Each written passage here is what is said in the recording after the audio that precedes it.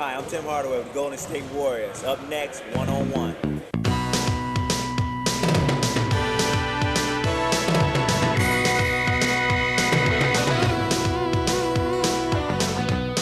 Hello, everybody, and welcome back to the fastest half hour in television. One-on-one is coming at you, and you know who our guest is, All-Pro guard Tim Hardaway of the Golden State Warriors. Next, one-on-one. This is you. This is the commercial you see.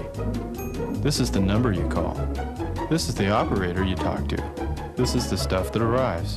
This is the number you call. This is the box that comes. This is the machine you get. This is the number you call. These are the exercises you do.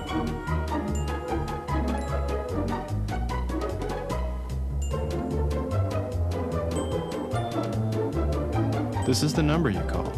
This is how long it takes. This is how many times a week you do it. This is the number you call. This is how your dog looks at you. This is how your pants fit. This is the number you call. This is how you'll feel when you're done. This is the number you call. The SoloFlex Muscle Machine, just $39 a month. Call now for a free brochure and video. This is the number you call.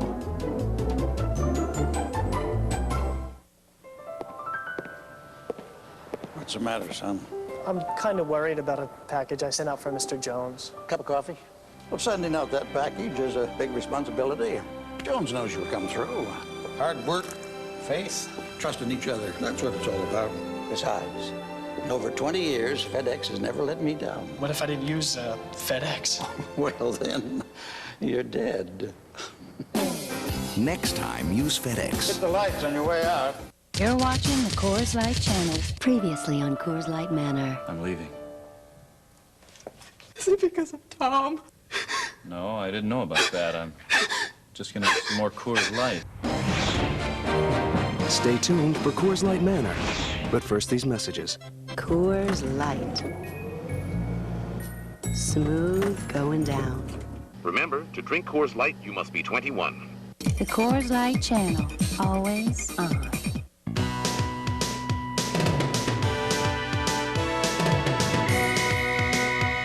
Welcome back, everybody. Fastest half hour in television. Tim Hardaway, stay healthy, and let's get an NBA championship before you retire here with the Golden State Warriors.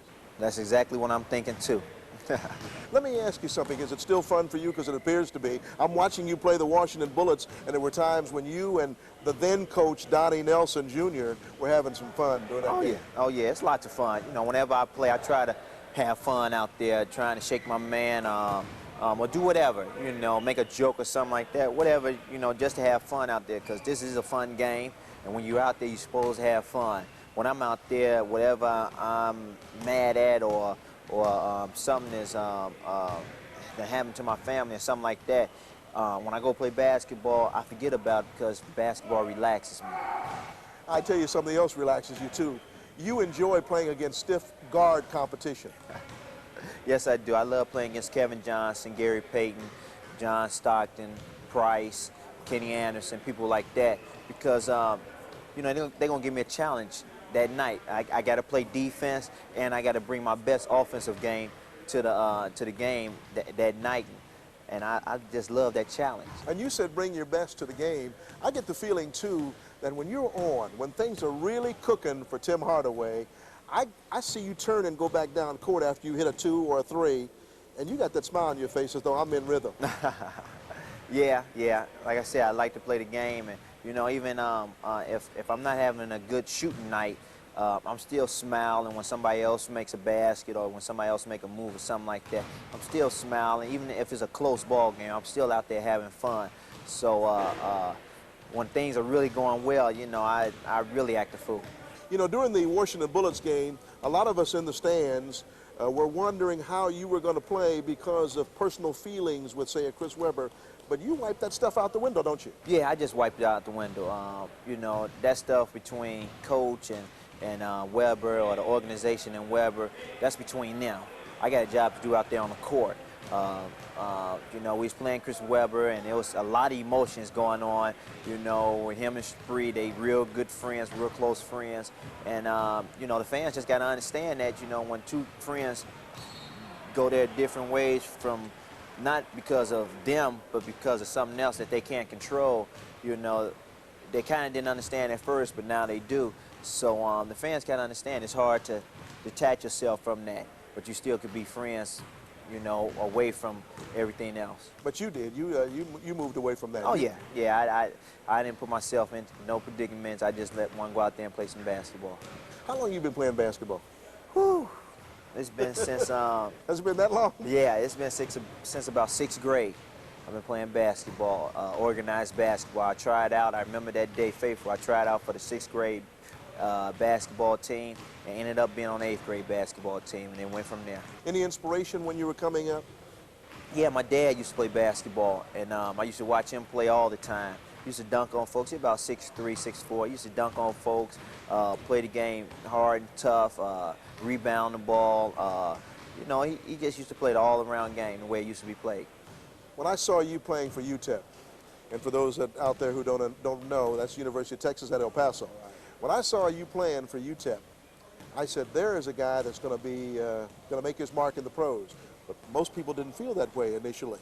You know, they didn't know who Tim Hardaway was, whether you could make the kind of impact. You weren't worried, were you?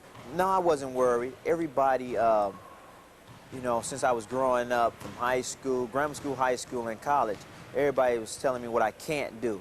You know, you're too short, you're too small, you're not fast enough, your jumper's not good enough, you can't make the layups over big people. So it was everything was you can't, and that's what motivated me and got me to go out there and practice on my jump shot. Even though it looks ugly, it's effective. So practice on my jump shot, you know, do fancy moves to get to the hole, to make passes, or to make layups over big people, and just to play tough. And I've learned that from the people around my house back in Chicago. Okay, quick comment. What was your first game? You remember your first game as a pro? My first game as a pro, yes, I remember, against Kevin Johnson. He killed me. He killed me, but I learned a lot that night, and that's why I come out every night and play hard and try to bust people up every night. That's what I was going to ask you, and you made them pay. You decided you're going to make them pay after that. Yes, every time I play against them, I make them pay. Do you talk to guys like that who have played so well against you? You know Kevin Johnson. Did you talk with him after that, said the turnaround will be sweet one day? No, but I knew, and he knew that I knew that next time it was going to be different, which it was. And I came ready to play, almost had a triple-double that night. I remember that game faithfully. When as a pro, did Tim Hardaway finally say, hey, they know I belong here? Well, one game against Seattle Supersonics, I was going up for a layup, and then I passed it off.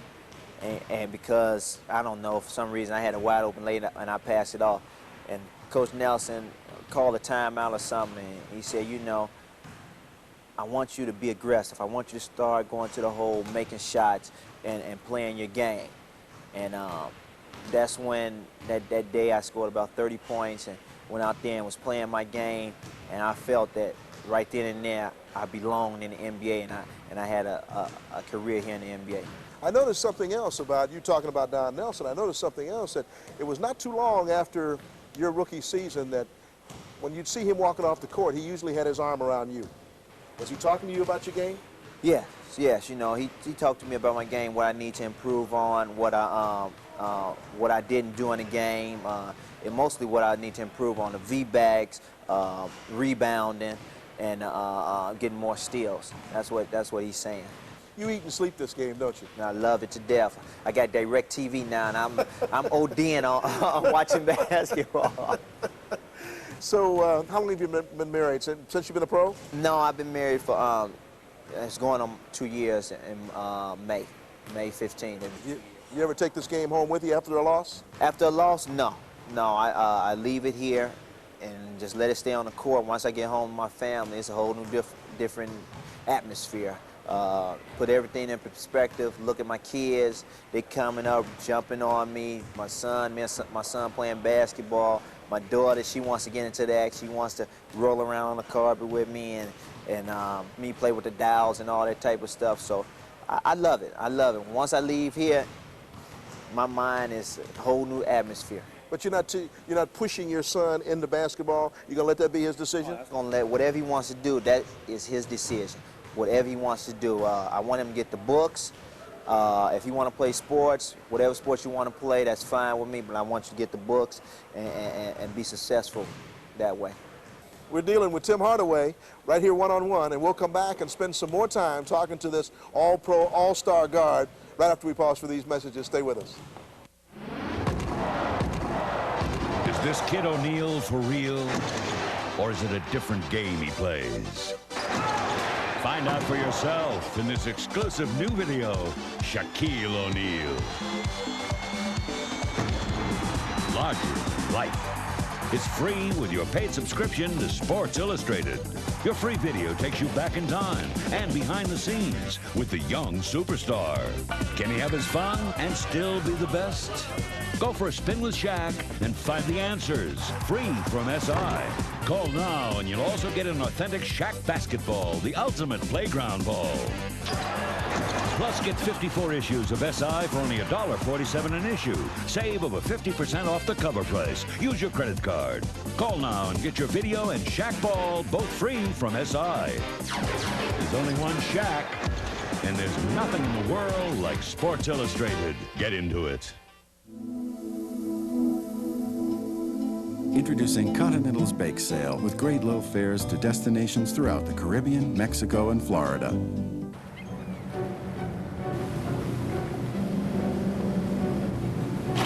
For years, you've been fed the same old line, that there are only 2 great tasting colas to choose from. Hook up, fish on! Fish on!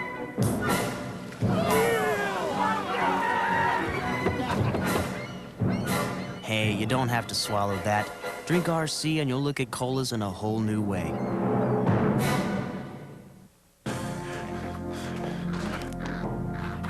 Peter Barnes can't wait to shake his cold. Pills take time to dissolve, so he'll rush relief with the effervescent power of Alka-Seltzer Plus cold medicine. It's ready the moment you take it, rushing powerful medicines to soothe your aches, relieve your runny nose, free your breathing. Nothing rushes relief like Alka-Seltzer Plus. Welcome back, everybody. Fastest half hour on television. Got to get back over here to Tim Hardaway, all-pro guard for the Golden State Warriors. And when that ball is rolling around that rim, you're going to get ready to go on the fast break. It's coming off. What's your thoughts? Is everything spontaneous? What is your thought? Yeah, everything is spontaneous. First, when I get the ball or we get a rebound, I'll be like, let's go, let's get it out. Let's go, and they know what that means. That means get out on the wing because I'm pushing it and I'm looking for folks to give it to so we get an easy layup. Who's the guy that you know most? Is it Mully? Yeah, Chris Mullin. I know where he's at all times out on the court. You know, sometimes a lot of people, when his first 2 games back, a lot of people was like, you know where Mully at on the court at all times? I said yes because, you know, when I first got here, my first, since I've been here, you know, I know where Mully's at. I've been out for a whole year. Now he's been in and out this year, so I still know where he's at on the court. So when I come down, I may put it between my legs. He may shoot a 3. It goes in. They say, oh, you know where Mully's at. Well, yeah, I've been here for a while, and I know where everybody's at. I once asked Magic Johnson, what is his biggest feeling? And he said his biggest feeling is not shooting the ball, but dishing it off to somebody, and it's showtime. Exactly. I like coming down, doing a move on somebody, or throwing a nice, crisp pass to somebody, so only thing they got to do is lay it up or dunk it. You remember the one play that I'm thinking about with the Washington Bullets when not only did you make the play, but then you high-fived Donnie Nelson. Yeah. The one that I gave to Gugliotta, or the one I gave to Spreewell. There was so many of them. There was so many of them that I was dishing off. Had about 18 assists that night. So, you know, one point guard, you come down, you find everybody, and everybody's having fun. That's what makes a point guard feel real good. When you see your teammates glowing and having fun playing the game, you know, win and lose, they having fun playing the game. That makes you feel good. Well, it's got to make you feel good all the time because that's the only way you'd have it is having fun. Exactly. I wouldn't have it no other way but to have fun out there on the court and have everybody have fun out there on the court. When you are, when the team is losing and you know you have more talent than what the record shows, That's got to be also, though, a sore point in your throat. It is. It is. It's very hard for us to cope with, to deal with it. And we just, you know, as a team, if we go out there and play hard every night, just play hard every night, we could deal with losing.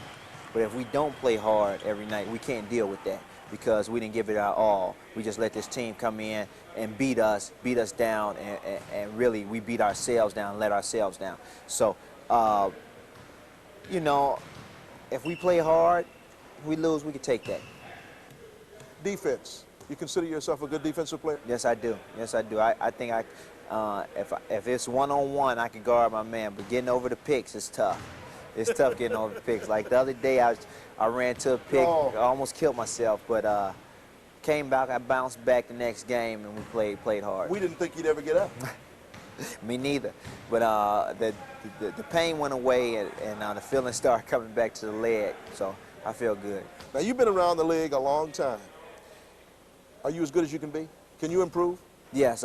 You know, after the ACL last year, they said this year was going to be a full year of getting your leg right, getting it back to game shape, and getting it ready for the upcoming year. They said next year, 2 years down the line of playing, that next year you'll be 100% and you'll be back to your old self. And every day I play, my leg gets stronger and stronger, and I get more confident with it. And I'm seeing myself, and my teammates are seeing me doing the same things I did 2 years ago. And like going to the hole, penetrating, doing a move. A lot of people was like, what a crossover. The crossover's coming back. So everything is coming back now, and I can feel it, and I feel more confident with it. You don't think about the injury while you're out there on the floor? You know what? I have not thought about the injury since training camp. After training camp, when it was time to play, that first game in San Antonio, it went out of my mind. It was like, let's go. You must have really been antsy during the Dream Team, too. You had to be really antsy. Very, very. I wanted to play on Dream Team 1. I couldn't. Dream Team 2 was like, all right, I'm going to play. And I went down with the injury. I was like, man, well, you know, everything's just going bad right now. So it was just terrible. I went and watched practice in Chicago at Moody Bible, and that's all I did was watch them practice and just have fun with the guys. And I just stayed at home so I get myself ready for this season right here. Knowing how much you get up for playing opponents, like you said, John Stockton, Kevin Johnson, and some of the other guys, I would imagine that you get up that same way in that All-Star game because you're playing against the very best. Not only the elite, but the very best. Yes. Getting up for the All-Star game, you know, it's like that Sunday morning, well, really Saturday night, I can't sleep. I'm up, just really just tossing and turning, not really getting a good night's sleep. And when I get to the game, I feel like I'm tired or whatever. But once you come out there on that floor and that music start going and you start laying the ball up, I feel good. I feel real good now. Once I'm out there, it's like, you know, you're playing against the best right now. And go out there and show everybody that you're the best too. So you don't take a back seat to anyone? There's nobody that intimidates you in this league? No, not at all. Nobody intimidates me in this league. Is there anybody that gives you a hard time more than others? Yeah, some guys give me a hard time, but you know, I give them hard times too, so it goes back and forth. Who do you like as the new rookies in the league at guard position now? At guard, Jason Kidd, of course. Grant Hill, Jalen Rose got a nice game. The big dog, if he was in training camp, him and Juwan Howard, if they was in training camp, they'd be much more advanced right now. Who else? I like Donnie Marshall. He just haven't got the recognition, you know, they should be because, you know, his team is not doing so well. So I got to think that somebody named Tim Hardaway choreographed that commercial that you did, which says, class, it's time for class. I'm going to teach you some skills. I got to figure that they ask you, what would you suggest? Exactly. You know, that's what they always do in a commercial. They'll write down some lines for you, and then you'll come in and say, well, I don't say that. This is what I would say. And I just basically have to rearrange the whole page and then go from there. But, you know, it's real good, and they come up with some good concepts for the commercial. Fantastic. Well, that's what I thought, because who would better give the best suggestion for a commercial than the man who does it out there on the floor? True. Tim Hardaway. True. We'll come back and spend some more time with this all-pro guard of the Golden State Warriors right after we pause for these messages. Don't you go away. Ever wonder how remotes get lost?